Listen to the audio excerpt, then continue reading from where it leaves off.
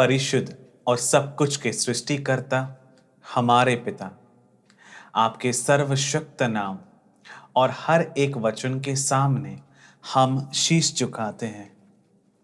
परिशुद्ध पिता, आपके मुख से निकले हर एक वचन को स्वीकार करने, उसके सामने पूरी तरह से अधीन होने और उनका अनुसरण करते हुए आपको महिमान्वित करने के लिए हम में से हर एक को शक्ति प्रदान कीजिए और अनुग्रहित कीजिए।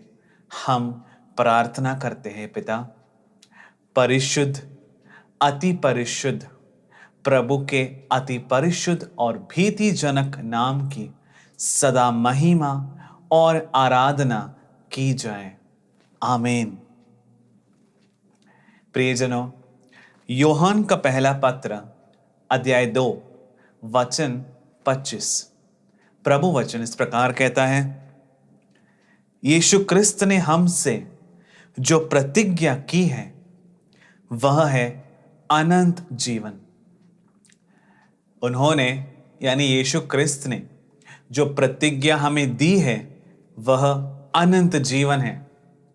प्रियजनों, हम जानते हैं कि हमारे जीवन में मनुष्य हमें अनेक प्रतिज्ञाएं देते हैं। हमारे व्यक्तिगत जीवन में और सामूहिक जीवन में भी अनेक प्रकार के प्रतिज्ञाएं देने वाले मनुष्यों को हम जानते हैं। हो सकता है हमारे अपनों ने भी हमें कभी ऐसी प्रतिज्ञाएं या प्रॉमिसेस, वादा हमसे की हो, लेकिन यहां पर प्रभु का वचन जो हमें बताता है वह उस प्रतिज्ञा के बारे में है, वो प्रॉमिस के बारे में है जो प्रभु गॉड ने अपने बच्चों को वह हमें देते हैं। प्रियजनों, स्वर्गीय प्रभु पिता, सर्वशक्त सृष्टिकर्ता, सर्वोन्नत प्रभु गॉड को पिता के तौर पर मानने वाले, उन्हें इस रूप में स्वीकार करने वालों के लिए है यह अनंत जीवन की वादा, और केवल वे ही इसे समझ पाएंगे। स्वर्गीय पिता ने अपने पुत्र द्वारा हमें दिया हुआ एक प्रतिज्ञा है अनंत जीवन। प्रभु ने ऐसे कई सारी प्रतिज्ञाएं दी हैं, लेकिन वे प्रभु पिता ऐसा क्यों करते हैं? हम इसे पढ़ते हैं पतरस का दूसरा पत्र अध्याय 1 वचन 4। प्रभु वचन इस प्रकार कहता है, उन्होंने उस महिमा और प्रताप द्वारा हमारे लिए अपने अमूल्य और महती प्रतिज्ञाओं को पूरा किया है। इस प्रकार आप उस दूषण से बच गए जो वासना के कारण संसार में व्याप्त है, और आप दैविक स्वभाव के सहभागी बन गए हैं। इस प्रभु वचन से बहुत कुछ सीखने के लिए है, यानी कि इस संसार में होने वाला एक बड़ा विनाश, अधर्मियों के ऊपर जो प्रभु का क्रोध बरसेगा, दुष्टों के, शैतान के सारे संविधानों को नष्ट करने का उनके प्रभु गॉड के विनाश के लिए एक दिन निश्चित किया गया है।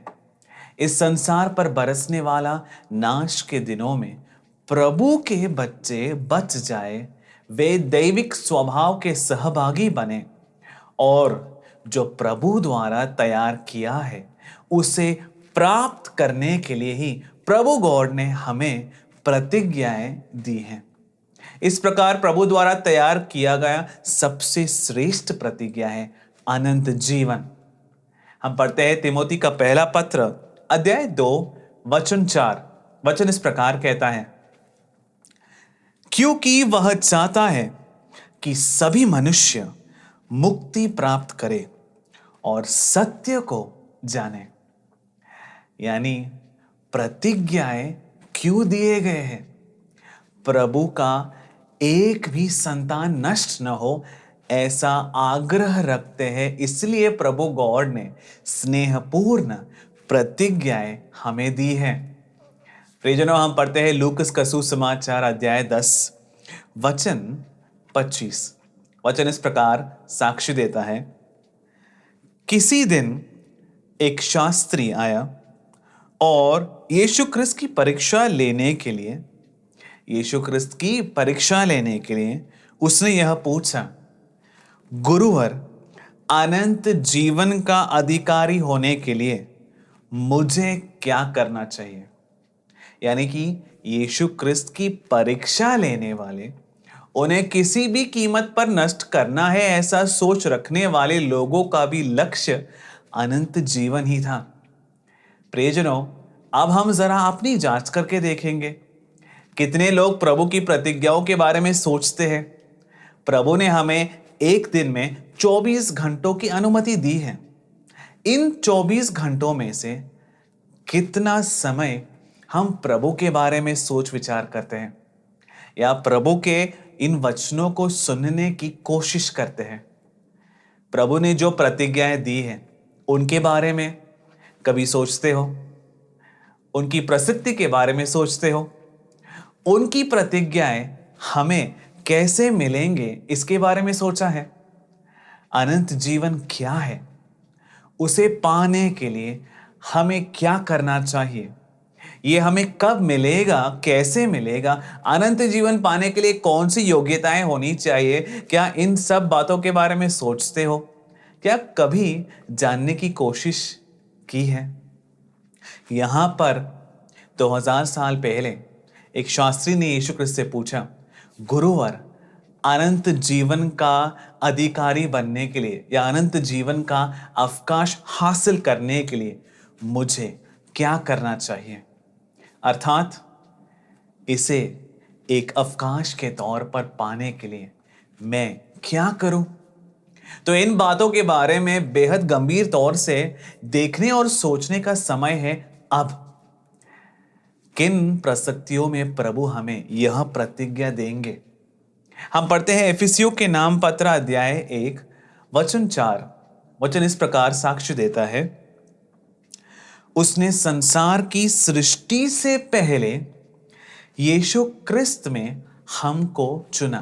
प्रभु गॉड ने संसार की सृष्टि से पहले ही यीशु ख्रिस्त में हमको चुना, जिससे हम यीशु ख्रिस्त के द्वारा यीशु ख्रिस्त से संयुक्त होकर प्रभु गॉड की दृष्टि में परिशुद्ध तथा निष्कलंक बने। प्रियजनों, प्रभु गॉड ने बच्चों की सृष्टि क्यों की है, यह स्पष्ट रूप से लिखा गया है। पिता के सामने स्नेह में परिशुद्ध और निष्कलंक बने रहने के लिए संसार की स्थापना से पहले, संसार की नींव डालने से पहले ही पिता ने हमें ख्रिस्त में चुना। यानी कि इस संसार के स्थापना से कई समय पहले ही बच्चों को जन्म देने का निर्णय लेने वाले पिता बच्चे अमर्त्य और परिशुद्ध बनकर एक अनश्वर शरीर के साथ प्रभु गॉड के सानिध्य में स्नेह में परिशुद्ध और निष्कलंक बने, सदा प्रभु गॉड के साथ निवास करे। ऐसा था प्रभु का हित और उनका लक्ष्य। और इस लक्ष्य को पाने के लिए ही प्रभु ने मनुष्य को आत्मा शरीर के साथ एक व्यक्तित्व प्रदान किया। हम पढ़ते हैं उत्पत्ति का पुस्तक अध्याय 2 वचन 6। वचन इस प्रकार कहता है, प्रभु ने धरती की मिट्टी से मनुष्य को गढ़ा और उसके नथनों में प्राण वायु फूंक दी। इस प्रकार मनुष्य एक सजीव स्तव बन गया।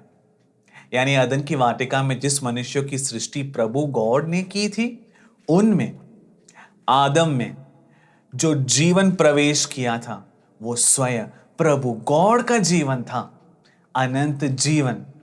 अर्थात प्रभु ने अपना जीवन देकर बच्चों की सृष्टि की थी अदन की वाटिका में।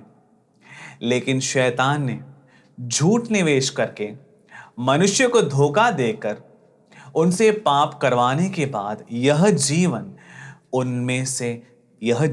नष्ट हो गया। उनके परिशुद्ध आत्मा को, बच्चों के परिशुद्ध आत्मा को वापस ले लिया गया। लेकिन मनुष्य की सृष्टि करने का प्रभु गॉड का यह उद्देश्य था कि वे अनश्वर बन के अनंत काल तक सदा प्रभु गॉड के साथ आत्मा और शरीर के साथ वास करें। इसीलिए सर्वोन्नत प्रभु पिता ने मनुष्यों को अनंत जीवन की एक प्रतिज्ञा दी है। यानी कि हम देख सकते हैं कि यह प्रतिज्ञा अदन की वाटिका में ही दी गई थी। प्रियजनों, हमने संसार में प्रतिज्ञाएं देने वाले मनुष्यों को देखा है। कई बार मनुष्य अपनी प्रतिज्ञाएं भूल जाते हैं, अपनी वादाएं भूल जाते हैं, अपने वादे का पालन नहीं करते हैं, और अब तो वे ऐसे बातों पर ध्यान भी नहीं देते हैं। लेकिन प्रभु गॉड ऐसे नहीं है। प्रभु अपने प्रतिज्ञाओं में विश्वसनीय है। हम पढ़ते हैं इब्रानियों के नाम पत्र अध्याय 10 वचन 23। वचन इस प्रकार कहता है, हमसे प्रतिज्ञा करने वाले स्वर्गीय पिता विश्वसनीय है।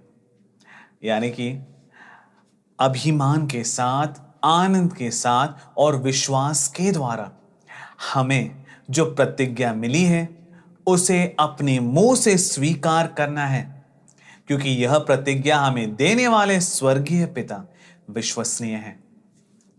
प्रियजनों, इब्रानियों के नाम पत्र अध्याय 6 वचन 17 से 19। वचन इस प्रकार कहता है। प्रियजनों, इन वचनों में बड़े ही मनोहर तरीके से प्रभु के इस निर्णय को रेखांकित किया गया है।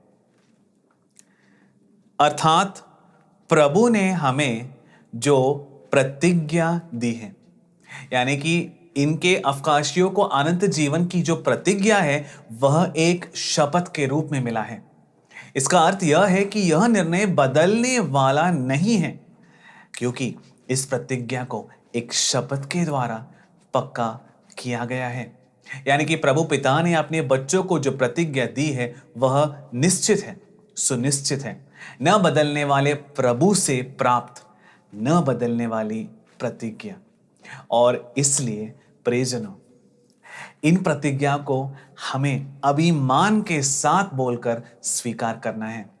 लेकिन कई लोग जो प्रभु की प्रतिज्ञाओं के बारे में पढ़ते हैं या सुनते हैं, वे इस प्रकार का एक आरोप लगाते हैं कि प्रभु ने कहा जरूर है लेकिन पूरा तो नहीं हो रहा, या फिर प्रभु पूरा करने में देरी करते हैं। ऐसे भी कुछ लोग सोचते हैं, लेकिन इसका एक प्रधान कारण है। प्रभु ने अपनी योजनाओं को पूरा करने के लिए एक निश्चित समय निश्चय किया है। इस बात को समझने के लिए मनुष्यों को यथार्थ में एक दैविक दृष्टिकोण नहीं है। मनुष्य का आग्रह यह है, जब वे निर्णय कर ले, जब वे चाहे, उस समय पर प्रभु की प्रतिज्ञाएं संभव होनी चाहिए, प्रभु के प्रतिज्ञाओं को पूरा होना चाहिए। लेकिन ऐसा नहीं है। प्रभु ने सब कुछ के लिए एक समय निश्चित किया है। हम पढ़ते हैं पत्रस का दूसरा पत्र अध्याय 3 वचन 9। प्रियजनों, प्रभु ने इतने कालों तक इंतजार क्यों किया है? उनका एक भी बच्चा नष्ट ना हो, बल्कि वे सभी अनुताप करके पापों को त्याग कर प्रभु की परिशुद्धि की ओर आए। इसके इंतजार में है हमारे प्रभु पिता। लेकिन इसी वजह से मनुष्य को लगता है इतने कालों तक समय धीरे से चलता जा रहा है। लेकिन इस इंतजार के पीछे हम प्रभु के स्नेह को देख सकते हैं।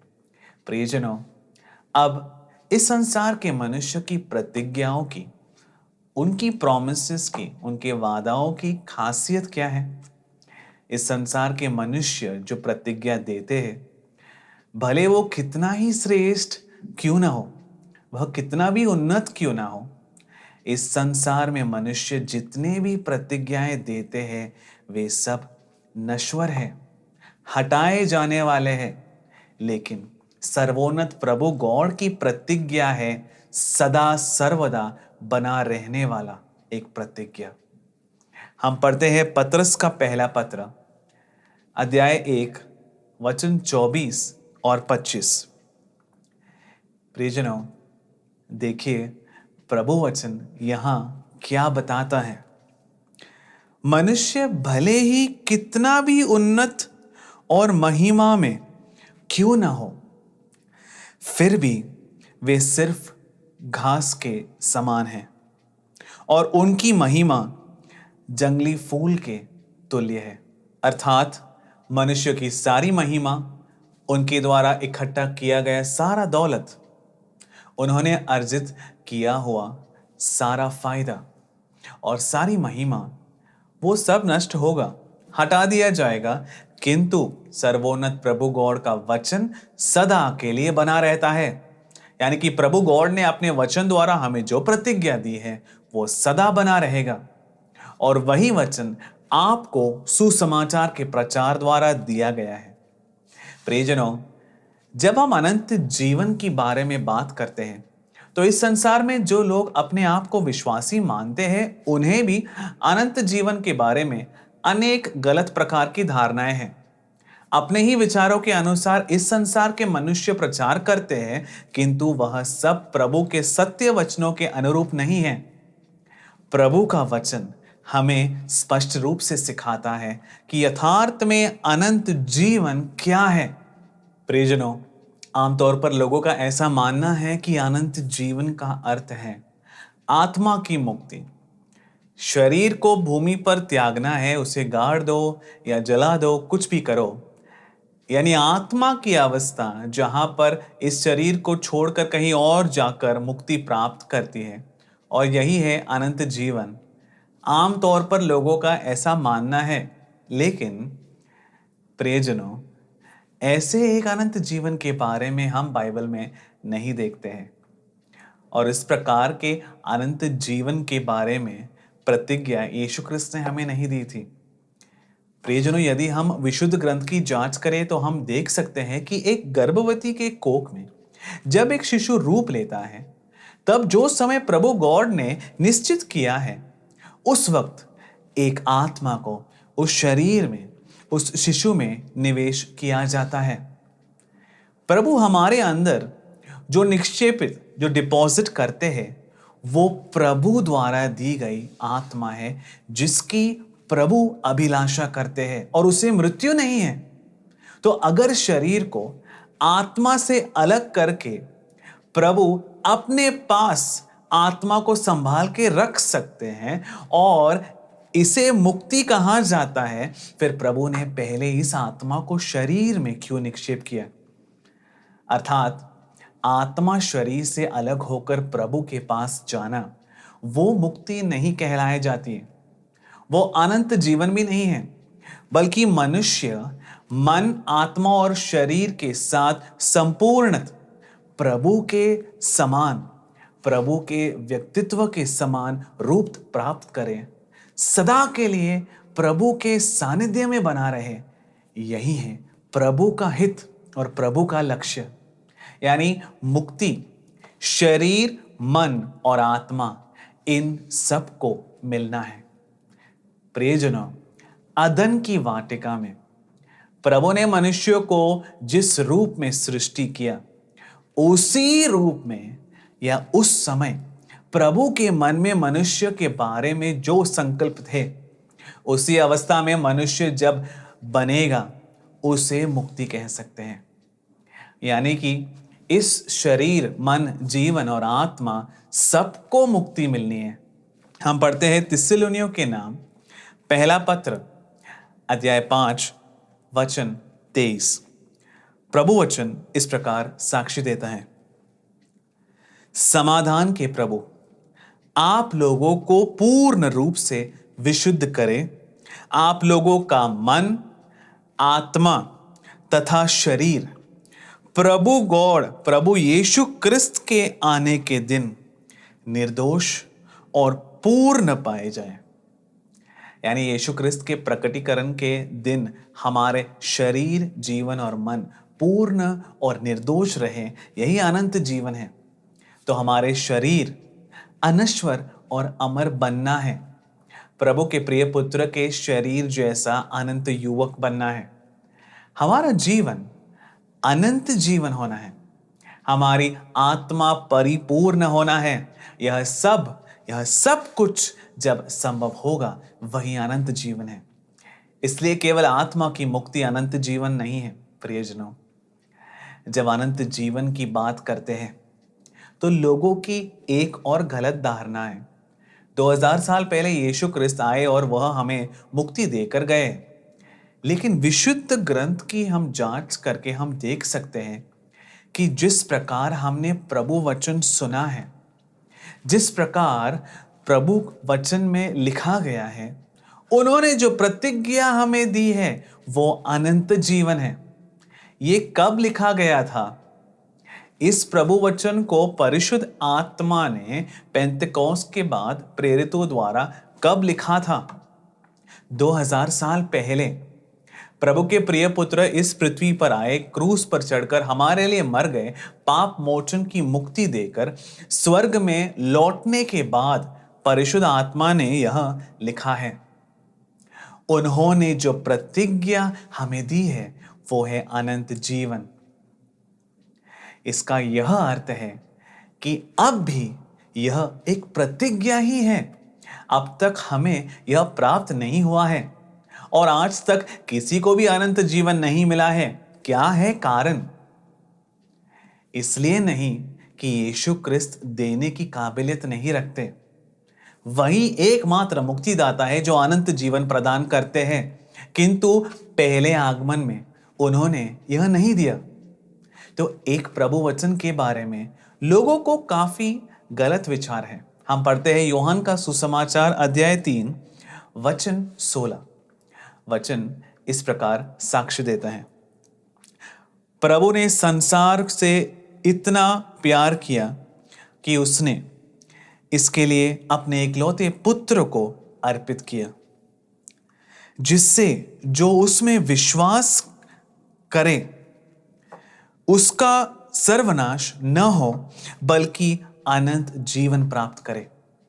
मतलब उनमें विश्वास करने वालों को वे अनंत जीवन देते हैं, लेकिन उनके पुत्र के पहले आगमन में नहीं बल्कि उनके दूसरे आगमन में यह लागू होता है। कारण यह है कि आज तक किसी को भी अनंत जीवन नहीं मिला है। अनंत जीवन रखने वाला अमर और अनश्वर अनंत युवक शरीर के साथ क्या आपने किसी को भी देखा? प्रभु की संतान की तरह देखा है? यह तो हम देख चुके हैं। यह कोई काल्पनिक स्थिति या आत्मा का कोई अवस्था नहीं है। अनंत जीवन हम अपनी आंखों से देख सकते हैं। यानी अनंत जीवन को वे हमें उनके दूसरे आगमन में देते हैं। तब उनमें विश्वास करने वाले अनंत जीवन प्राप्त करेंगे। हम पढ़ते हैं यूहन्ना का सुसमाचार अध्याय 10 वचन 10। यूहन्ना का सुसमाचार अध्याय 10 वचन 10। चोर केवल चुराने, मारने और नष्ट करने आता है। मैं इसलिए आया हूं कि मैं जीवन प्राप्त करे। मैं इसलिए आया हूं कि वे जीवन प्राप्त करे, बल्कि परिपूर्ण जीवन प्राप्त करे। इस प्रभु वचन को हम हमेशा पढ़ते हैं, लेकिन ये उनके पहले आगमन के बारे में नहीं है। पहले आगमन में उन्होंने परिपूर्ण या समृद्ध रूप से जीवन यानी अनंत जीवन किसी को भी नहीं दिया, क्योंकि इसके बाद परिशुद्ध आत्मा ने लिखा है। हम पढ़ते हैं कुलुस्सियों के नाम पत्र अध्याय 3 वचन 3 और 4। आप तो मर चुके हैं, तुम में मृत्यु निवास करती है, तुम में जीवन नहीं है। यह यीशु क्रिस्त हमें पाप मोचन देकर लौटने के बाद परिशुद्ध आत्मा ने लिखा है यह वचन। तुम तो मर चुके हो, आपका जीवन क्रिस्त के साथ प्रभु गॉड में छिपा हुआ है। वो अब तुम में नहीं है बल्कि प्रभु में छिपा हुआ है। तुमको जो समृद्ध रूप से अनंत जीवन प्रभु के प्रिय पुत्र देते हैं, वह अब तुम में नहीं है बल्कि प्रभु गॉड में है। अब ये हमें कब मिलेगा? क्रिस्त ही आपका जीवन है। जब क्रिस्त प्रकट होंगे तब आप भी उनके साथ महिमान्वित होकर प्रकट हो जाएंगे। उनके साथ यानी यीशु क्रिस्त के साथ हमारे शरीर को भी महिमान्वित, हमारे शरीर को भी महिमा प्राप्त होना है, होगा। उनके साथ हमारे शरीरों को भी अनंत जीवन मिलेगा। प्रियजनों, शरीर में जीवन रक्त में निवास करता है, लेकिन अगर अनंत जीवन निवास करने वाला रक्त चाहिए तो अनंत जीवन या अनंत काल तक बने रहने वाला शरीर भी चाहिए। अर्थात बिना बीमारी, बुढ़ापा और पाप का एक शरीर चाहिए। इस प्रकार का एक शरीर हमें मिलना है, एक महिमान्वित शरीर। हम पढ़ते हैं फिलिपियों के नाम पत्र अध्याय 3 वचन 20 और 21। फिलिपियों के नाम पत्र अध्याय 3 वचन 20 और 21। हमारा नागरिकता स्वर्ग है और हम स्वर्ग से आने वाले मुक्तिदाता प्रभु यीशु क्रिस्त की राह देखते हैं। वह जिस सामर्थ्य द्वारा सब कुछ अपने अधीन कर सकते हैं, उसी के द्वारा वह हमारे तुच्छ शरीर का रूपांतरीकरण करेंगे और उसे अपने महिमा में शरीर के अनुरूप बना देंगे। तो उनके यानी यीशु क्रिस्त के द्वितीय आगमन में एक समूह रहेगा जिन्हें अनंत जीवन स्वीकार करने के योग्य बनाने के लिए यीशु क्रिस्त उनके शरीर को रूपांतरित करेंगे। फिर जो मर गए उनका क्या होगा? जिन्होंने उनमें यानी यीशु क्रिस्त में विश्वास किया और वे निद्रा प्राप्त कर चुके या मर गए, उन्हें यीशु क्रिस्त अमर शरीर के साथ पुनरुत्थान देंगे। और हमें यह बोध मिलने के लिए ही 2000 साल पहले प्रभु के प्रिय पुत्र ने जब पुनरुत्थान किया, तब कुछ विशुद्धों के शरीर या कुछ संतों के शरीर भी जलाए गए और वे कब्रों से बाहर निकलकर यरूशलेम नगर में कई लोगों को प्रकट हुए और कईयों ने उन्हें देखा। इस प्रकार लिखा है वचन में। तो शरीर, मन और आत्मा की पूर्ण मुक्ति है अनंत जीवन। और प्रभु के प्रिय पुत्र के दूसरे आगमन में हमें यह प्राप्त होगा। प्रियजनों, जब अनंत जीवन की बात करते हैं तब लोगों के मन में एक और गलत धारणा होती है कि यीशु क्रिस्त सबको मुक्ति देंगे, वे सभी को अनंत जीवन प्रदान करेंगे।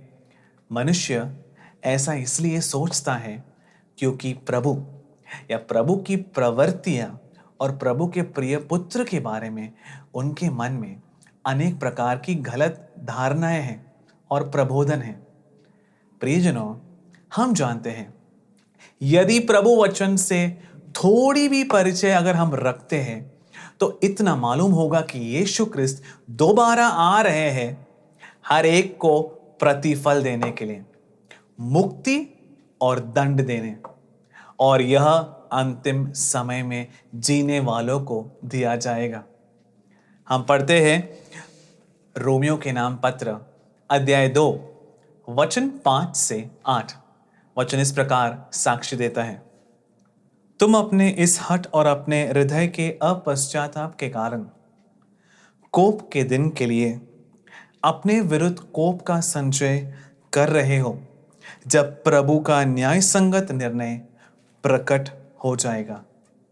तो अंतिम समय न्याय विधि के दिनों में प्रभु के क्रोध के बरसने का समय है और वह प्रत्येक मनुष्य को उसके कर्मों का फल देगा। प्रभु गॉड, जो लोग धैर्यपूर्वक भलाई करते हुए महिमा, सम्मान और अमरत्व की खोज में लगे रहते हैं, प्रभु उन्हें अनंत जीवन प्रदान करेगा। अर्थात प्रभु ने जिन प्रवृत्तियों को भला कहा है उसमें स्थिर खड़े रहकर जो लोग प्रभु से जो महिमा, सम्मान, अमरता और अनश्वरता मिलती है उसकी खोज करते हैं, उन्हें अनंत जीवन मिलेगा।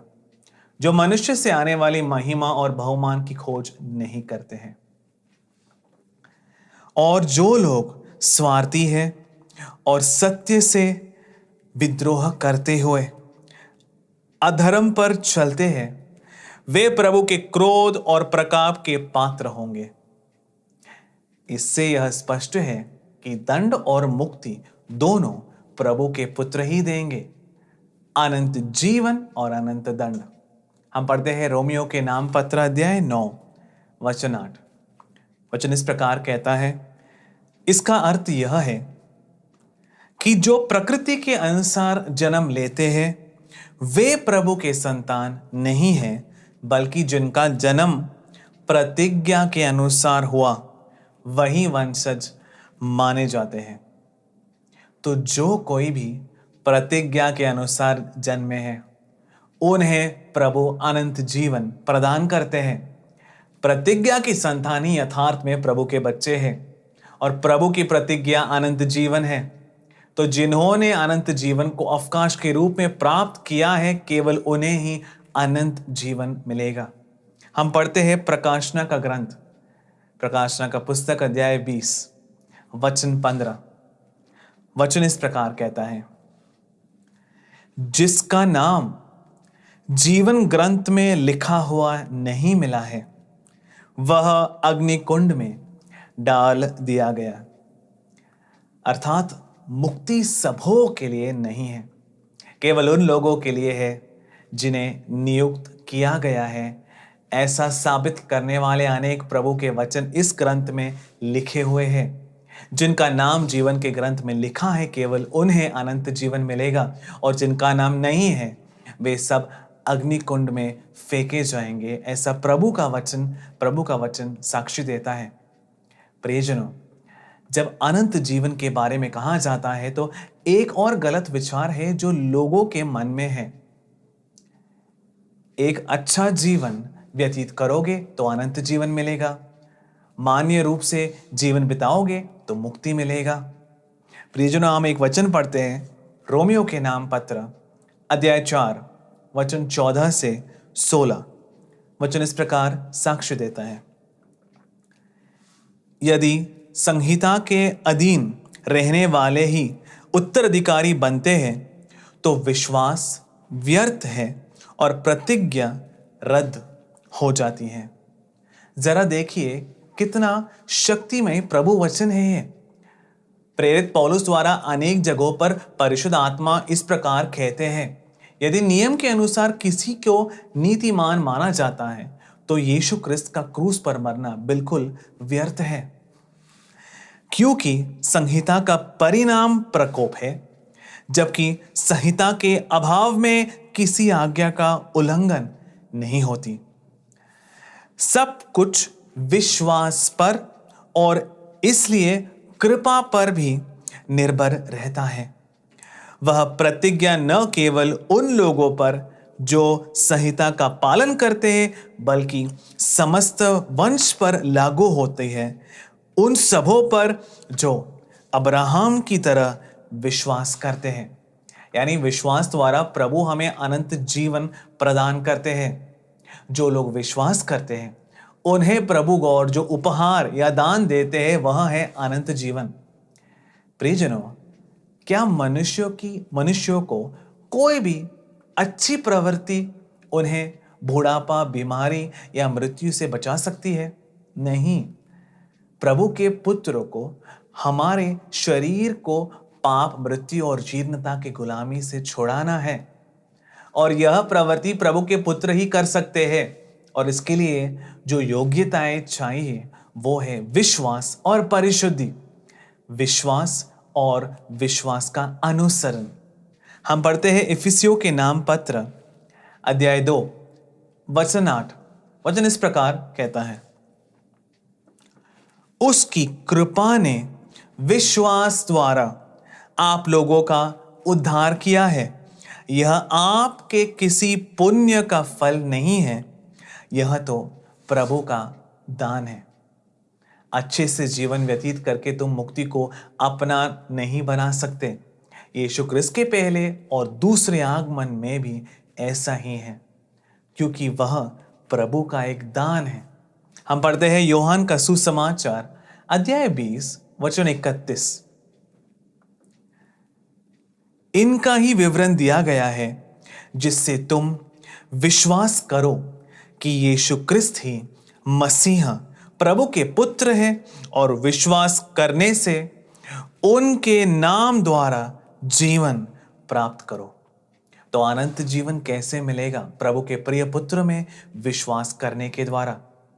प्रियजनों, इन सब की कोई जरूरत नहीं। मुक्ति प्राप्त करने के लिए अच्छे से जीवन बिताना काफी है, ऐसे कई लोग सिखाते हैं। यहां तक कि आज की सभाओं में ऐसी ही शिक्षाएं दी जाती हैं। मुक्ति पाने के लिए प्रभु में विश्वास करने की भी जरूरत नहीं है, अच्छे से जीवन व्यतीत करना काफी है। अगर ऐसा होता तो प्रियजनों, प्रभु अपने आप को प्रकट ही क्यों करते? प्रभु क्यों हमें अपना वचन सिखाते? प्रभु अपनी प्रजा का चुनाव क्यों करते? उन्होंने प्रवाचकों को क्यों भेजा है? यीशु क्रिस्त को भेजा, क्यों भेजा? अगर एक अच्छा जीवन व्यतीत करने से मुक्ति मिलती है तो फिर यीशु क्रिस्त क्रूस पर क्यों मर गए? प्रभु ने सभा कलीसिया को क्यों स्थापित किया? वे जब तक लौट कर नहीं आते तब तक जिन कार्यों को पूरा करने के लिए प्रभु ने जिस सभा को पतरस के हाथों में सौंपा, वह क्यों स्थापित किया गया? अच्छे से जीना काफी है ना? तो इन सब की क्या जरूरत है? फिर प्रेरित संसार भर में प्रचार क्यों करते फिरते? अच्छे से जीवन बिताना काफी था ना? वो जहां पर भी थे वहीं पर अच्छे से जीवन व्यतीत करते। क्यों इस प्रकार प्रचार करते हुए घूमते फिरते? लोगों को अच्छाई करके जीना काफी होता ना? प्रवृत्तियों के प्रतिफल के रूप में मुक्ति नहीं मिलती है। इसका यह मतलब नहीं है कि भलाई नहीं करनी है। हम एक वचन पढ़ते हैं, याकूब का पत्र अध्याय 2 वचन 17। ध्यान से सुनिए। इसी तरह कर्मों के अभाव में विश्वास पूर्ण रूप से निर्जीव होता है। यानी मैं विश्वास करता हूं ऐसा कहने से, लेकिन विश्वास की प्रवृत्तियां न करने से मुक्ति नहीं मिलेगी। तुम्हारे विश्वास में से प्रवृत्ति उत्पन्न होनी है। विश्वास के द्वारा प्रवृत्तियों को उत्पन्न होना है। और ऐसे मनुष्य से कोई कह सकता है, तुम विश्वास करते हो किंतु मैं उसके अनुसार आचरण करता हूं। मुझे अपना विश्वास दिखाओ जिस पर तुम नहीं चलते, और मैं अपने आचरण द्वारा तुम्हें अपने विश्वास का प्रमाण दूंगा। तो प्रवृत्ति यानी विश्वास की प्रवृत्ति है जो हमें परिपूर्णता तक पहुंचाती है, और ऐसे विश्वास के साथ ही एक अनंत जीवन प्राप्त हो सकता है। इसलिए मुक्ति पाने के लिए प्रभु में विश्वास करने की जरूरत नहीं है, बल्कि अच्छे कर्म काफी है। ऐसा सिखाने वालों के विश्वास में एक बात हम पक्का जानते हैं कि उन्हें प्रभु के बारे में कुछ नहीं पता है, और ना ही प्रभु के पुत्र के बारे में जानते हैं। प्रभु के पुत्र मुक्ति देते हैं ये वो नहीं जानते हैं। प्रभु ने सभा को क्यों स्थापित किया यह भी वो नहीं जानते हैं, और ऐसी कई सारी चीजों के बारे में उन्हें कोई जानकारी नहीं है। क्योंकि जो कोई प्रभु को जानते हैं वे कभी भी इस प्रकार की बातें नहीं करेंगे। प्रियजनों, अब अनंत जीवन के बारे में एक और जो गलत धारणा है, मैं एक माननीय जीवन व्यतीत करता हूं, मैं किसी को चोट नहीं पहुंचाता, मैं प्रभु का वचन सुनता हूं, इसलिए मुझे अनंत जीवन मिलेगा। तो जो लोग स्वार्थी विचार रखते हैं वे क्या सोचते हैं? प्रभु आकर उसे अकेले ही अनंत जीवन देकर उन्हें अपने साथ लेकर जाएंगे।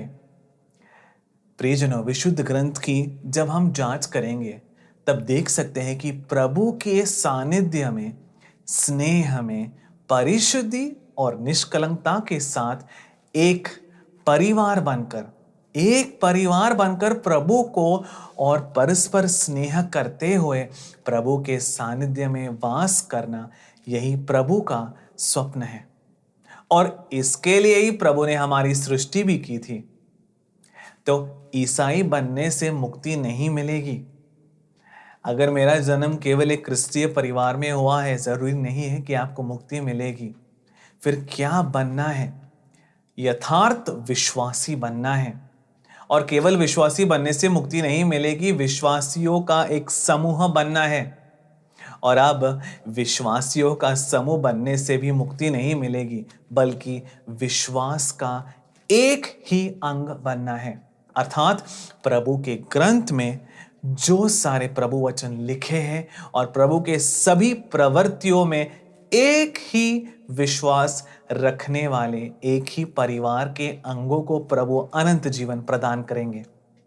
प्रियजनों, इस विश्वास में एकता रखने वाले परिवार को, जिसके शीर्ष यीशु क्रिस्त हैं, उन्हें उनके साथ एक होना है और उन्हें स्वीकार करते हुए उनके परिपूर्णता के माप के अनुसार परिपक्व रखने वाले मनुष्य बन स्नेह में जब बढ़ेंगे, तब ही इस समूह को प्रभु अनंत जीवन प्रदान करेंगे।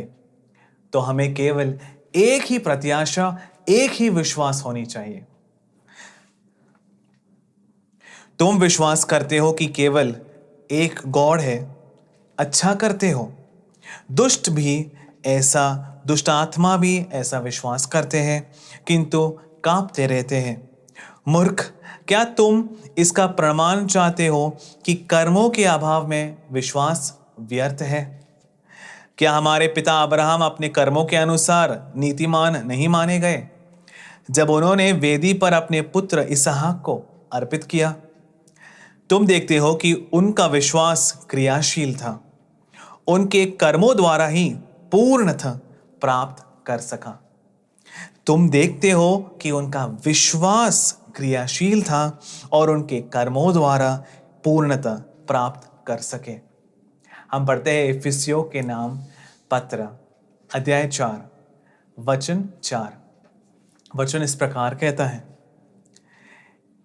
एक ही शरीर है, एक ही आत्मा और एक ही प्रत्याशा, जिसके लिए आप लोग बुलाए गए हैं।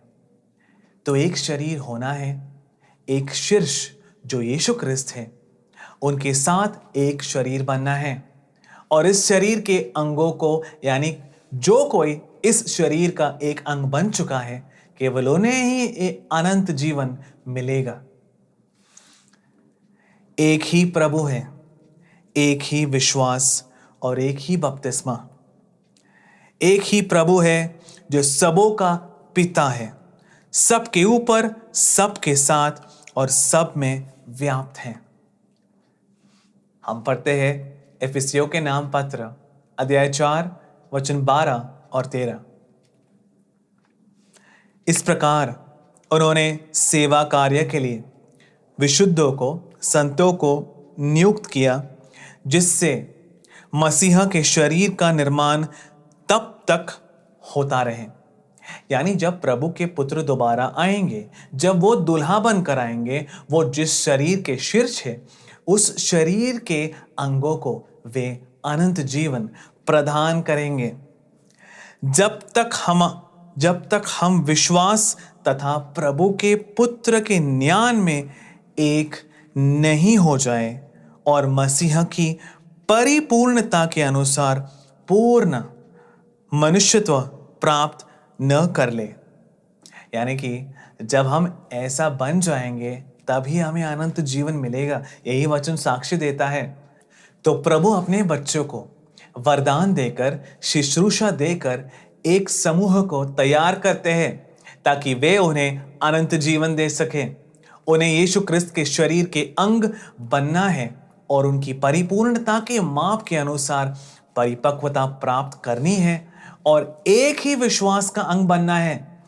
ऐसे ही अनंत जीवन प्राप्त होगा। इसके बजाय हर एक अपने अपने काम से मतलब रखे और एकांत में पड़े द्वीप के समान बन जाए, तो अनंत जीवन नहीं मिलेगी। यदि तुम इस शरीर का भाग नहीं बन पाए, तो तुम्हें अनंत जीवन नहीं मिलेगी। हम पढ़ते हैं इफिसियों के नाम पत्र अध्याय 5 वचन 23। वचन ध्यान से सुनिए। पति उसी तरह पत्नी का शीर्ष है, जिस तरह मसीह कलीसिया के शीर्ष है और उसके शरीर के मुक्तिदाता है। तो मुक्ति किसे मिलेगी? शरीर को। और कौन है मुक्तिदाता? क्रिस्त, जो शीर्ष है। तो यदि उनके शरीर के अंग नहीं बने तो तुम्हें मुक्ति नहीं मिलेगी। हो सकता है संसार इसे स्वीकार न कर पाए, पर यही सत्य है। इस दुनिया में तुम एक चीज जिस पर आंख बंद करके विश्वास कर सकते हो, वो सत्य है प्रभु का वचन। प्रियजनों, प्रभु ने जब प्रतिज्ञा दी है, उसके बावजूद आज की अवस्था क्या है? यदि हम जांच करें तो हम देख सकते हैं कि अनंत जीवन के बारे में कोई भी चिंता लोगों के मन में नहीं है। वो न्यूज़पेपर में विश्वास करेंगे, लेकिन प्रभु के वचन में विश्वास नहीं कर पाते। अनंत जीवन के बारे में सोचने वाले लोग कहीं पर भी नहीं है। और इस प्रकार की एक आग्रह मनुष्य के विचारों में ही आज नहीं है। हम पढ़ते हैं एफिसियों के नाम पत्र अध्याय 2 वचन 1। आप लोग अपने अपराधों और पापों के कारण मर गए थे, क्योंकि आपका आचरण पहले इस संसार की रीति के अनुकूल, आकाश में विचरने वाले अपदूतों के नायक के अनुकूल था, उस आत्मा के अनुकूल था जो अब तक प्रभु के विरोधियों में क्रियाशील है। यानी आकाश में विचरने वाले अपदूतों के नायक जो शैतान है, उसका अनुसरण करते हुए ही आज संसार आगे बढ़ रहा है, अर्थात में शैतान की गुलामी में है। यही प्रभु का वचन स्पष्ट रूप से हमें यहाँ पर सिखाता है। और इस संसार के गतिविधियों के पीछे भागने के लिए शैतान लोगों को प्रलोभन या प्रलोभित करता है। प्रभु ने बच्चों को अदन की वाटिका से बाहर इसलिए निकाला ताकि जो कुछ भी शैतान ने धोखा से छीना था, वो सब वापस हासिल करके प्रभु के भवन में लौट कर आने के लिए। लेकिन शैतान ने क्या किया? इस संसार की वासनाओं में लोगों को फंसा दिया। इस संसार के दृश्य वस्तुओं को दिखाकर, इस संसार की मुंह माया दिखाकर उन्हें सम्मोहित करके उन्हें बेहोश कर दिया है और इस संसार के लिए ही व्यतीत करने के लिए उकसाया है। हम सभी पहले उन विरोधियों में सम्मिलित थे जब हम अपनी वासनाओं के वशीभूत होकर अपने शरीर और मन की वासनाओं को तृप्त करते थे। हम दूसरों की तरह अपने स्वभाव के कारण प्रभु के कोप पात्र थे। तो शैतान ने क्या किया? शरीर की वासनाओं को जगाया। उसने लोगों को संसार की वासनाओं और शरीर की आसक्तियों का गुलाम बना दिया।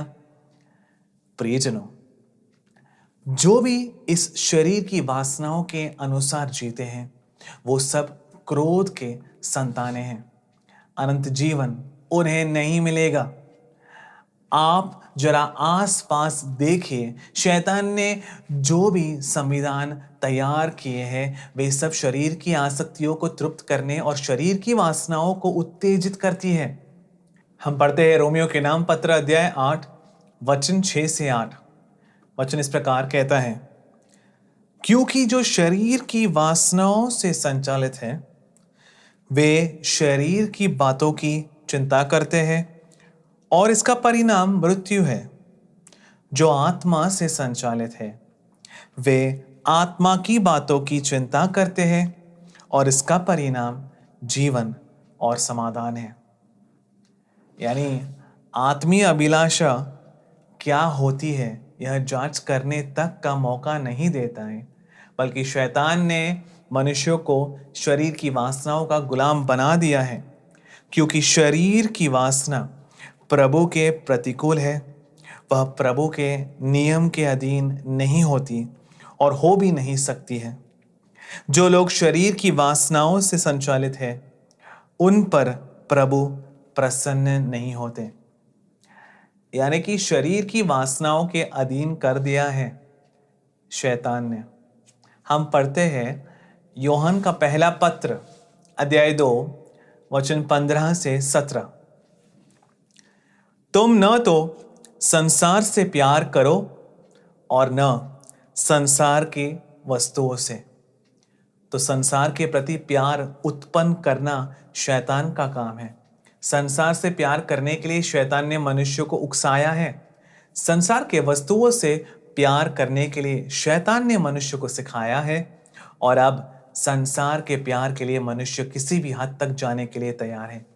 संसार के वस्तुओं से प्यार के प्रति किसी भी हद तक मनुष्य जा सकते हैं। जो संसार को प्यार करता है उसमें पिता का प्यार नहीं है। संसार में जो शरीर की वासना, आंखों का लोभ और धन संपत्ति का घमंड है, वह सब पिता से नहीं है बल्कि संसार से आता है। तो मनुष्य आज आंखों के लोभ को संतुष्ट करने के पीछे दौड़ता है, शरीर की आसक्तियों को तृप्त करने के लिए मेहनत करता है। किंतु जो कोई इन सब के पीछे भागता है उनमें प्रभु पिता का स्नेह नहीं पाया जाता है। वे प्रभु के क्रोध का पात्र बन गए हैं। ये वचन साक्ष्य देता है। संसार और उसकी वासना समाप्त हो रही है, किंतु जो प्रभु गॉड की इच्छा पूरी करता है वह युग युगों तक बना रहता है। हम पढ़ते हैं कुरिन्थियों के नाम पौलुस का दूसरा पत्र, अध्याय 4 वचन 18। वचन इस प्रकार साक्ष्य देता है, इसलिए हमारी आंखें दृश्य पर नहीं बल्कि अदृश्य चीजों पर टिकी हुई है, क्योंकि हम जो चीजें देखते हैं वे अल्पकालिक है, अनदेखी चीजें अनंत काल तक बनी रहती है। तो यहां पर शैतान ने क्या किया है? जिस मनुष्य को जो स्वर्गीय वस्तुएं हैं, जो अदृश्य है, ऐसी चीजों में लक्ष्य रखना था, वहां से भटकाकर जो दृश्य वस्तुएं हैं उनको अपना लक्ष्य बनाने को ये शैतान ने सिखाया है। क्योंकि जो दृश्य है वो इस शरीर की वासना को और आंखों के लोभ को तृप्त करता है और यह संसार को संतुष्ट करता है। इसलिए शैतान ने मनुष्य को जो शारीरिक है, भौमिक है और जो सांसारिक है उस लक्ष्य की ओर मोड़ दिया है और जो अदृश्य है, स्वर्गीय है, उस पर से ध्यान हटा दिया है। इसी वजह से लोगों के मन में अनंत जीवन के बारे में एक सोच तक नहीं है। उसके मन में इसे हासिल करने का कोई आग्रह भी नहीं है। हम पढ़ते हैं यूहन्ना का सुसमाचार अध्याय 5 वचन 44। यूहन्ना का सुसमाचार अध्याय 5 वचन 44। तुम लोग एक दूसरे से महिमा चाहते हो और वह सम्मान नहीं चाहते और वह महिमा नहीं खोजते हो जो एकमात्र प्रभु की ओर से आता है, तो तुम लोग कैसे विश्वास कर सकते हो? तो यदि तुम आज इस संसार की यथार्थ में जांच करोगे तो देख पाओगे कि मनुष्य सिर्फ महिमा पाने के लिए दौड़ रहा है। लोगों को किसी भी हालत में इस संसार में महिमा चाहिए। एक सामान्य व्यक्ति को उसका क्या विचार है? अच्छे से जीना है, सभी लोग मेरे बारे में अच्छी चीजें बोले, किसी को भी चोट नहीं पहुंचाना है, भलाई नहीं कर सके फिर भी बुराई नहीं करनी चाहिए, सभी लोग मेरे बारे में अच्छा व्यक्ति है ऐसा कहें, अच्छी नौकरी और तनख्वाह होनी चाहिए, अच्छी गाड़ी और घर मिलना चाहिए, एक अच्छी जिंदगी चाहिए और एक अच्छी मृत्यु। इस प्रकार ये सब लोग इस संसार की महिमा को पाने के लिए ही परिश्रम कर रहे हैं, यानी कि स्वयं महिमा और परस्पर महिमा। स्वयं महिमा होना और दूसरों से महिमा स्वीकार करने के लिए ही आज मनुष्य सब कुछ करता है। इन सब के पीछे वो दौड़ रहा है। तो अब ये लोग कैसे प्रभु की बातों पर विश्वास करेंगे और वे कैसे प्रभु की प्रतिज्ञाओं में प्रत्याशा रख पाएंगे?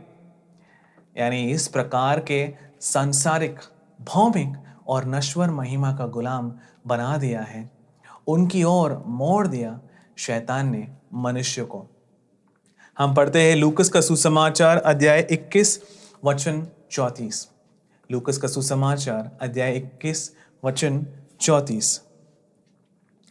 सावधान रहो, सावधान रहो, कहीं ऐसा न हो कि भोग विलास, नशे और इस संसार की चिंताओं से तुम्हारा मन कुंठित हो जाए और वह दिन फंदे की तरह अचानक तुम पर आ गिरे।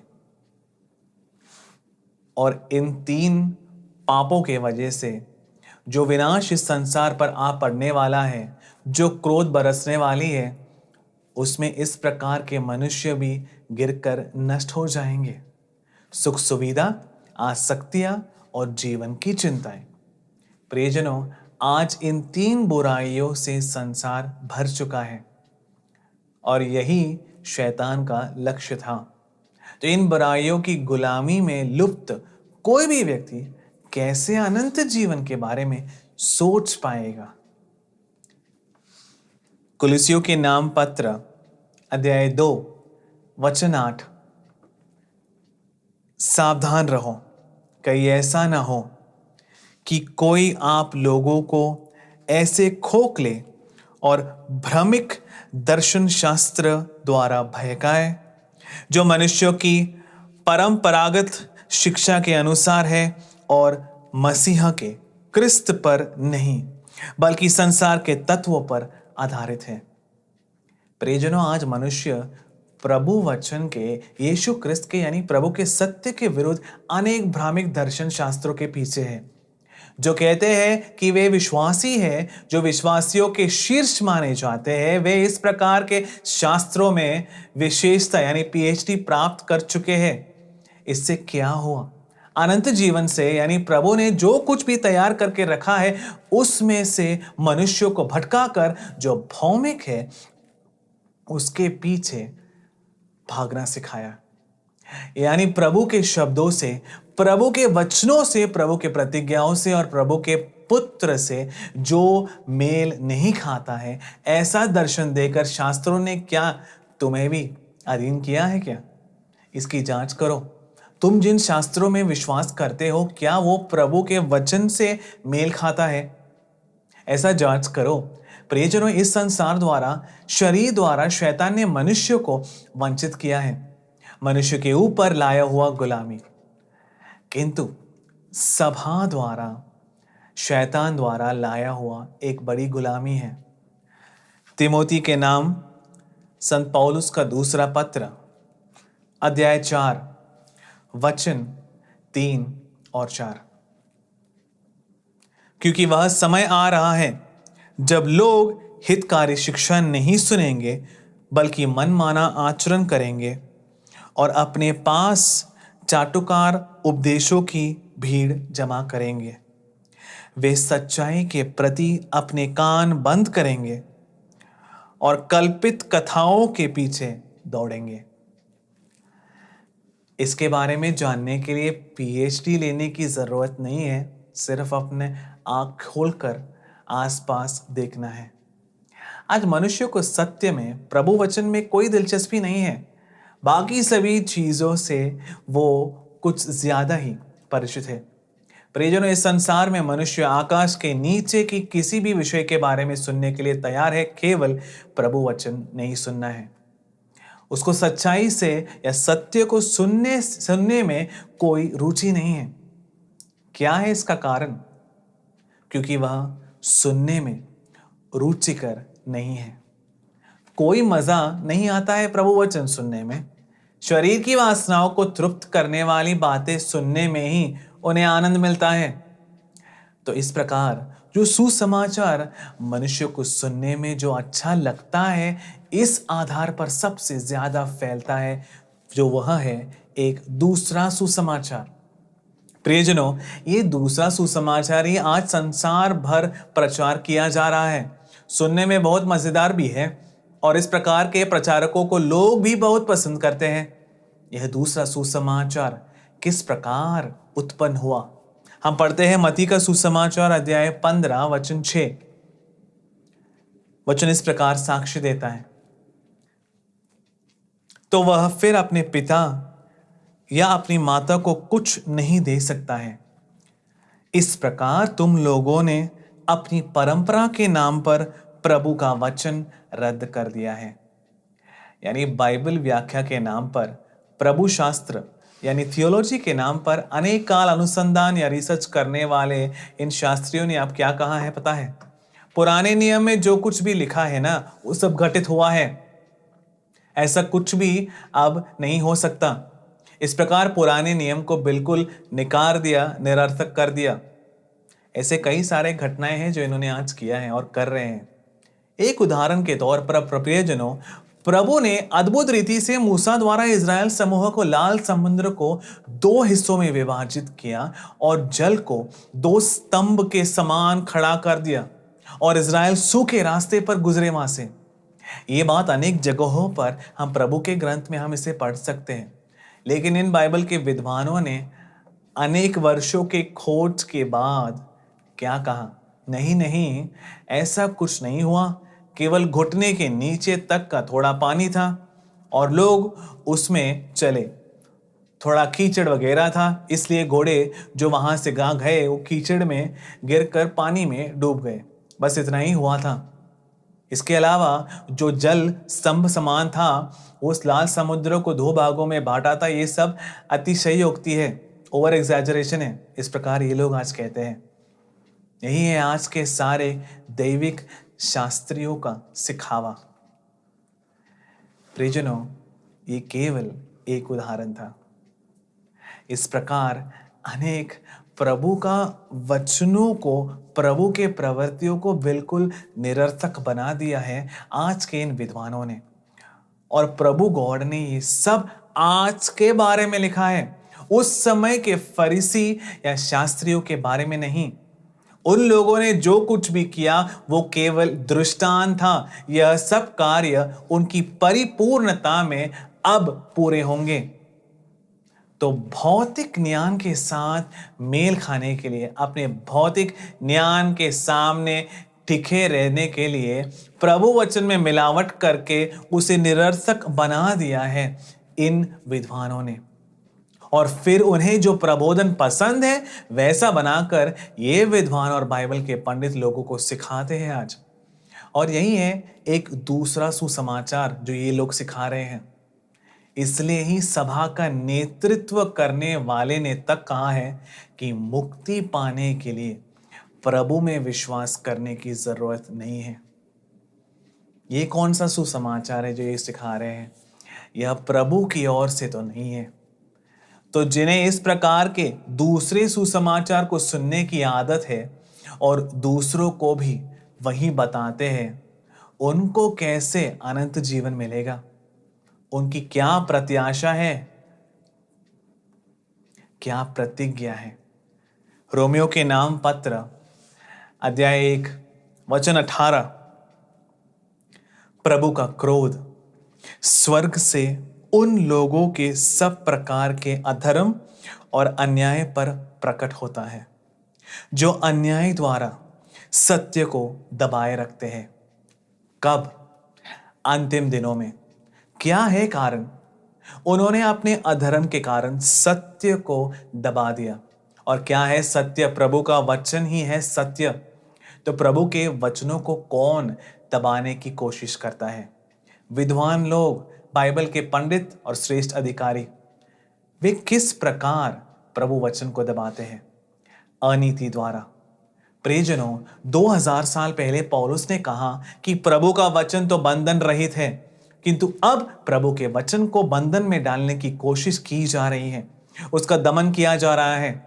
उनका आग्रह यह है, वे जिस सभा में सिखाते हैं ना, उससे बढ़कर कोई भी प्रभु वचन पढ़ाना या सिखाना नहीं चाहिए। हम जो सिखाते हैं, हम जो मार्ग बनाकर दिखाते हैं, उसे ही, उस पर ही जाओ, क्योंकि प्रभु का वचन के ऊपर सभा को प्रबोधन देने का अधिकार है, ऐसा ये लोग सिखाते हैं और कहते हैं। किंतु ये प्रबोधन प्रभु ने नहीं दिया है। जो सभा अधिकारी हैं, यह उनके अपनी इच्छा अनुसार प्रचार किए गए वाक्य हैं। प्रभु वचन के ऊपर अपने आप को रखने वाला अंतक्रिस्त की आत्मा है। ऐसा प्रभु वचन स्पष्ट रूप से हमें बताता है। तो अब ऐसा सिखाने वालों में कौन सी आत्मा है? क्योंकि इन लोगों ने इस प्रकार प्रभु वचन को दबाकर रखा है, इसलिए प्रभु की जनता को अनंत जीवन के बारे में या प्रभु की प्रतिज्ञाओं के बारे में कोई जानकारी नहीं है और सही दृष्टिकोण भी नहीं है। 2000 साल पहले जो यीशु क्रिस्त की परीक्षा लेने के लिए भी आए थे शास्त्री, उन्होंने भी क्या सवाल पूछा था कि अनंत जीवन का हकदार बनने के लिए मुझे क्या करना चाहिए? क्या आपने इस प्रकार कभी पूछताछ किया? हालेलुया। यिर्मयाह का ग्रंथ अध्याय 8 वचन 8 और 9। तुम लोग कैसे कह सकते हो हमें ज्ञान प्राप्त है और हमारे पास प्रभु की संहिता है? मनुष्य के सामने बोल सकते हो, किंतु प्रभु के सामने यह सब बोलने से कोई फायदा नहीं है। तुम लोग कैसे कह सकते हो हमें ज्ञान प्राप्त है और हमारे पास प्रभु की संहिता है? मनुष्य के सामने बोल सकते हो, लेकिन प्रभु के सामने नहीं, क्योंकि शास्त्रियों की झूठी लेखनी ने उसे असत्य बना दिया है। अब इनकी लेखनी को प्रभु क्या बुलाते हैं? झूठी लेखनी। यानी कि वे जो कुछ भी लिखते हैं वह सब झूठी है। ज्ञानी भयभीत और विस्मित है, वे अपने ही जाल में फंस गए हैं। वे प्रभु की वाणी का तिरस्कार करते हैं। वे प्रभु की वाणी का तिरस्कार करते हैं। उनमें अब ज्ञान कहाँ है? इसलिए इन विद्वानों को लज्जित होना पड़ेगा, क्योंकि प्रभु उन्हें लज्जित करेंगे। यह प्रभु का वचन है। यह सब इस अंतिम काल में संभव होगा, तो इस संसार के सामने वे मूर्ख न कहलाए जाएं। इसलिए इन विद्वानों ने प्रभु वचन की इस प्रकार व्याख्याएं दी है, इंटरप्रिटेशन दी है। परंतु प्रभु वचन क्या कहता है? यदि कोई अपने आप को यथार्थ में ज्ञानी कहलवाना चाहता है, तो पहले उसे खुद को मूर्ख बनाना होगा। मत्ती का सुसमाचार अध्याय 23 वचन 15। वचन इस प्रकार साक्ष्य देता है, ढोंगी शास्त्रियों और फरीसियों, धिक्कार तुम लोगों को! एक चेला बनाने के लिए तुम जल और थल लाग जाते हो, और जब वह चेला बन जाता है तुम उसे अपने से दुगना नारकी बना देते हो। तुम खुद तो नरक की संतति हो, किंतु तुम जिन्हें अपने आप से जोड़ते हो, तुम उन्हें तुमसे 2 गुना नरक की संतान बना देते हो। और ये प्रभु का वचन है, प्रभु के पुत्र के सत्य वचन। यही तो प्रभु का आरोप है। प्रियजनों, वे अनंत जीवन पर अपना ध्यान केंद्रित न कर सके, इसलिए इन सभाओं ने जो एक और बड़ी प्रवृत्ति की है वह है कि वे उन सभी कार्यों में व्यस्त हो गए जिसे प्रभु के पुत्र ने कहा ही नहीं है। अनेक स्थापनाएं चलाते हैं लोग, और जो कोई इन स्थापनाओं से पढ़ के निकलते हैं, बाहर आते हैं, क्या उसे अनंत जीवन के बारे में कोई भी विचार या प्रत्याशा है? अनंत जीवन को लेकर कोई भी अभिलाषा उनके मन में उत्पन्न होती है? जब वे इस प्रकार की स्थापनाओं से बाहर आते हैं, क्या एक भी प्रभु वचन सीखकर बाहर आते हैं? अनंत जीवन मिलने के लिए वे क्या कर सकते, ऐसी कोई भी जानकारी उनके पास है क्या? नहीं। इस सांसारिक जीवन में किस प्रकार वो ऐशो आराम से जी सकते हैं, इस संसार में किस प्रकार अच्छी नौकरी हासिल कर सकते हैं, किस प्रकार ज्यादा धन इकट्ठा कर सकते हैं, कैसी महिमा और शोहरत मिल सकता है, इन सब के बारे में ही सिखाने और इसके अनुसार प्रवृत्ति करने के लिए तो आज की सभाएं इस प्रकार की स्थापनाओं को चलाते हैं। इस वचन पर ध्यान दीजिए। कुरिन्थियों के नाम पत्र अध्याय 15 वचन 19। यदि यीशु क्रिस्त पर हमारा प्रत्याशा केवल इस जीवन तक ही सीमित हैं, तो हम सब मनुष्य में सबसे अधिक निर्भाग्यशाली और दयनीय हैं। तो इन विद्वानों और बाइबल पंडितों ने लोगों को इस सांसारिक जीवन के लिए ही क्रिस्त में प्रत्याशा रखने वाली एक जनता में बदल दिया है। इसलिए आज लोगों को अनंत जीवन के बारे में कोई भी विचार या अभिप्राय नहीं है। प्रियजनों, यदि यही सब कार्य प्रभु ने शिष्यों को करने के लिए कहा होता तो 2000 साल पहले जब यीशु क्रिस्त आए थे तभी उन्हें भी यही सब कार्य करना चाहिए था ना। वो भी तो इस प्रकार की स्थापनाओं का निर्माण करने के बारे में सोचते। क्या ये सब करने के लिए प्रभु ने शिष्यों के हाथों में अपनी सभा को सौंपा? नहीं। तो आज इन भौतिक जीवन के लिए कई लोगों को संसार के राज्य में गुलाम बनाकर बाहर भेजने का काम यह स्थापनाएं करती है। और अब ये सम्मेलन केंद्रों में क्या घटित होता है? वहां पर ज्यादातर प्रशंसा पत्र और गवाही दी जाती है, टेस्टिमनी। किस चीज के बारे में? इस संसार में जो भी लाभ उन्हें प्राप्त हुआ है उनके बारे में। और इस प्रकार ये गवाही देने को बोलते हैं ताकि इस सम्मेलन में जो गुरु है उनका ब्रांड वैल्यू यानी नाम और शोहरत बढ़ाने के लिए, और इस प्रकार उनकी कमाई यानी लाभ बढ़ाने के लिए। इसके अलावा इन जगहों से अनंत जीवन के बारे में कोई भी प्रत्याशा किसी को भी नहीं मिलती है। तो उनकी प्रजा कितनी तीव्र गुलामी में है ऐसा प्रभु देख सकते हैं। और इस काल में मनुष्य की अज्ञानता के कारण प्रभु पिता विलाप करते हैं। प्रियजनों, हमने देखा है कि इन अंत के दिनों में जब प्रभु के प्रिय पुत्र दोबारा आते हैं तब हमें अनंत जीवन प्राप्त होगा। हमें पाप के, बीमारी के, बुढ़ापे के और मृत्यु के गुलामी से हमारे शरीर को मोचित करते हुए प्रभु का जीवन हम में भर देंगे। वे ऐसा अवश्य ही करेंगे। प्रियजनों, हमने पहले देखा एक समूह है जिन्हें मुक्ति प्राप्त करने के लिए नियुक्त किया गया है अथवा अनंत जीवन प्राप्त करने के लिए चुने गए लोग हैं जो प्रतिज्ञा के संतान हैं। जीवन के ग्रंथ में जिनका नाम है, ऐसे लोगों का एक समूह। और इसके अलावा ऐसे लोग भी हैं जो इस समूह में गिने नहीं जाते हैं। इस कारण जो लोग अनंत जीवन के लिए नियुक्त किए गए हैं वे भी इस संसार में इन बुराइयों के बीच में वास करते हैं। लेकिन जब प्रभु के प्रिय पुत्र दोबारा आते हैं वो पापियों की खोज में नहीं आते हैं। पहले आगमन में वे पापियों को ढूंढते हुए आए थे, किंतु उनके दूसरे आगमन में प्रभु के प्रिय पुत्र पापियों को दंड देने और जो नीतिमान उनका इंतजार कर रहे हैं, जो तैयार होकर उनका राह देख रहे हैं, उन्हें मुक्ति देने के लिए, उन्हें अनंत जीवन देने के लिए प्रभु के प्रिय पुत्र आ रहे हैं। तो प्रभु के प्रिय पुत्र प्रकट होने से पहले इस भूमि पर वास करने वाला एक गण तैयार होना चाहिए।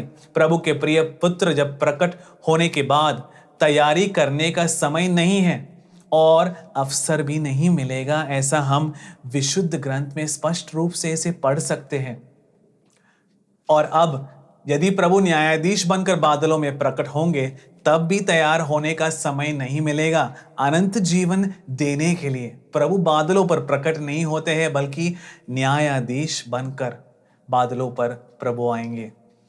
वो जब बादलों में प्रकट होंगे तब इस संसार के लोग छाती पीट कर विलाप करेंगे, ऐसा बाइबल में इस विशुद्ध ग्रंथ में लिखा है। तो इससे पहले एक गण को तैयार करना है। अब किस स्थान में तैयार करेंगे प्रभु? वे अनंत जीवन कहां पर देंगे? वे अनंत जीवन कहां देंगे? वे कहां पर आएंगे? यह सब बाइबल में लिखा गया है। तो ऐसी एक जगह भी तैयार होनी चाहिए और इस स्थान पर अनंत जीवन पाने वाले एक समूह को तैयार करना है। और अगर तैयार होना है तो सुसमाचार को उन्हें प्रकाशित किया जाना है। इसलिए अंतिम समय में प्रभु के प्रिय पुत्र के बारे में प्रभु पुत्र जो मुक्ति प्रदान करेंगे उसके बारे में, उनके महिमा के बारे में हमें बोध देकर प्रभु के प्रिय पुत्र जब दोबारा आते हैं, वो जो मुक्ति हमें देंगे उसके लिए हमें तैयार करने के लिए अंतिम समय में इस संसार में प्रचार किए जाने वाला सुसमाचार है सत्वार्ता। लेकिन अगर भेजा न जाए तो प्रचार नहीं कर सकते। इसलिए अंतिम समय में इस सत्वार्ता को प्रचार करने के लिए प्रभु को किसी को भेजना होगा। प्रियजनों, हम पढ़ते हैं नबी यशायाह का पुस्तक अध्याय 52 वचन 7 और 8, जो समाधान घोषित करता है, सुसमाचार सुनाता है, मुक्ति का संदेश लाता है और सिय्योन से कहता है, तेरा प्रभु राज्य करता है। इस प्रकार शुभ संदेश सुनाने वाले के चरण पर्वतों पर कितने रमणीय हैं।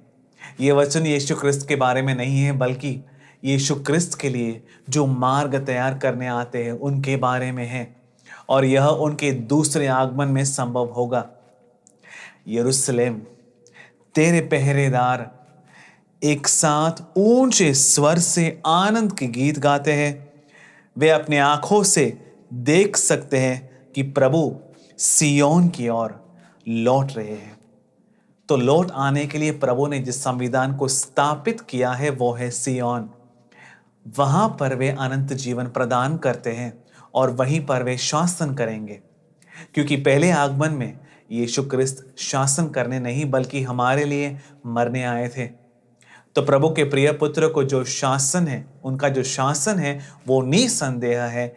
इसलिए ऐसा पुकार कर बोलने के लिए एक समूह को तैयार करने के लिए प्रभु ने जिस संविधान को चुना है और तैयार किया है वो है सिय्योन, और वहीं पर प्रभु अनंत जीवन की सत्वार्ता का प्रचार करते हैं।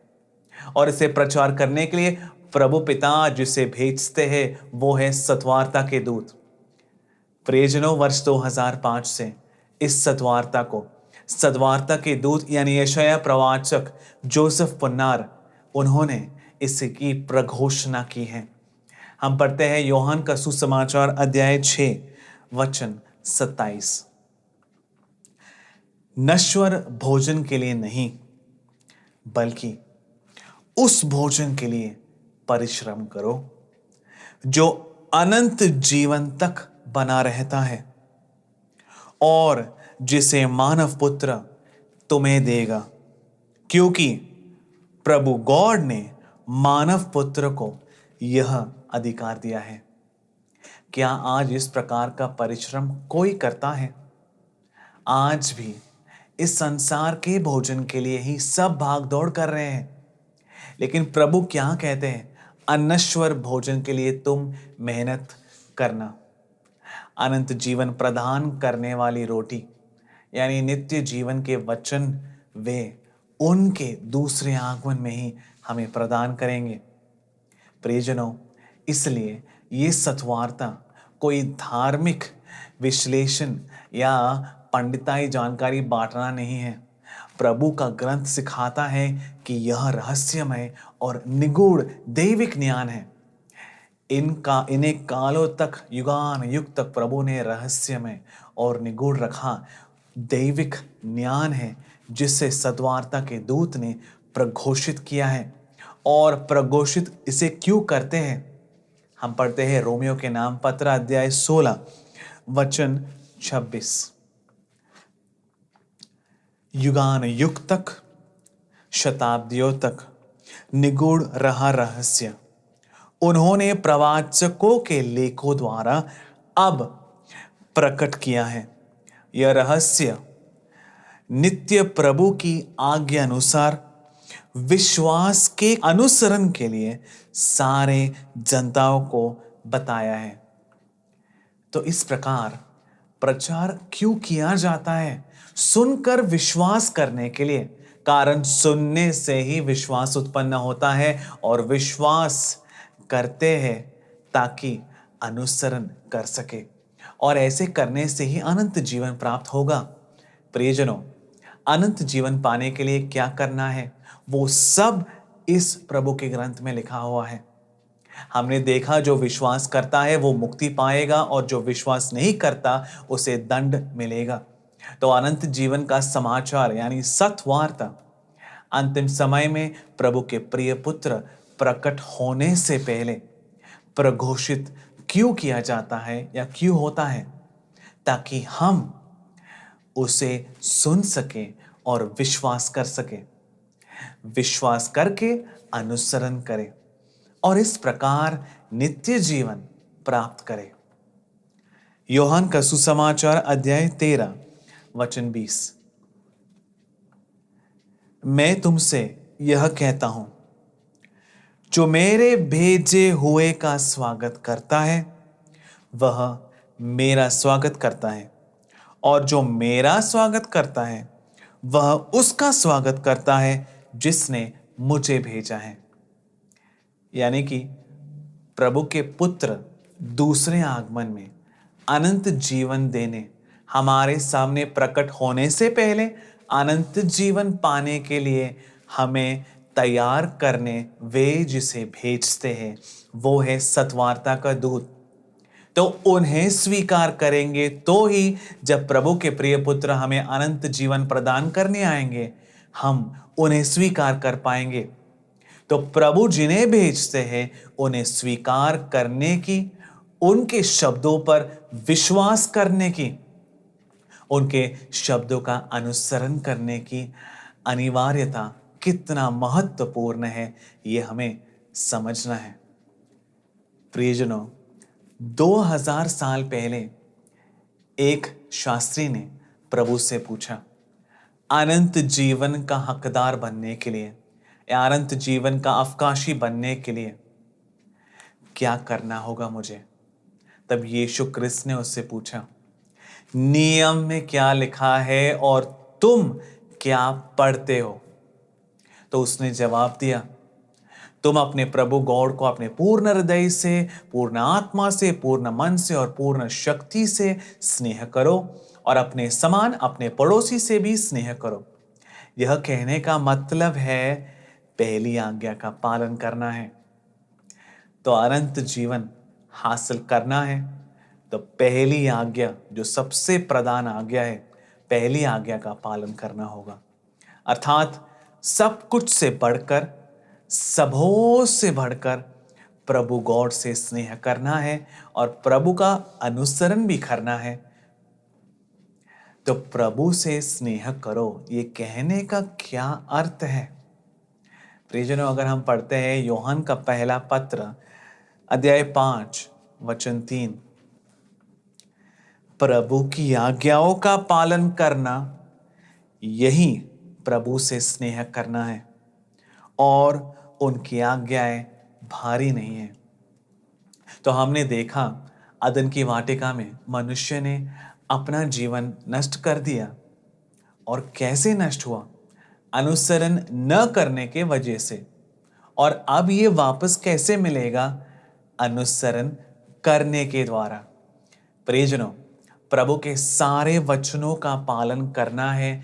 यदि एक वचन का पालन नहीं किया तो वो सब वचनों का न पालन करने के तुल्य है।